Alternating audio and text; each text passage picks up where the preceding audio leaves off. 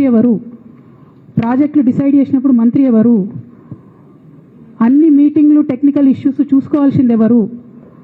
ఇవన్నీ రేవంత్ రెడ్డి గారు మాట్లాడారు. నేను మొత్తం అసెంబ్లీ స్పీచ్ చూడరు మీరు, వీళ్ళ మ్యాచ్ ఫిక్సింగ్ అనేది మీకు తెలిసిపోతుంది. ఏం మాట్లాడరు ఆయన. ఎంతసేపు కేసీఆర్ కాళేశ్వరం కట్టిండు, కేసీఆర్ కుటుంబం 1,00,000 కోట్లు తిన్నది. అరే 2007 నుంచి ఇప్పటివరకు కాళేశ్వరం 1,00,000 కోట్లు కూడా ఖర్చు కాలే.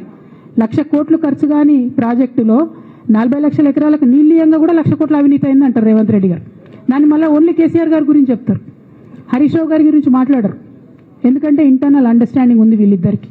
నేను రామన్నను ఒకటే రిక్వెస్ట్ చేస్తున్నా, అన్న ఇవాళ మీతో బాగున్నట్టు వాళ్ళు నటించవచ్చు, హరీష్ అన్న కావచ్చు, సంతన్న కావచ్చు, కానీ వాళ్ళు మన మంచి కోరుకునే వాళ్ళు కాదు. వాళ్ళు తెలంగాణ ప్రజల మంచి కోరుకునే వాళ్ళు కాదు.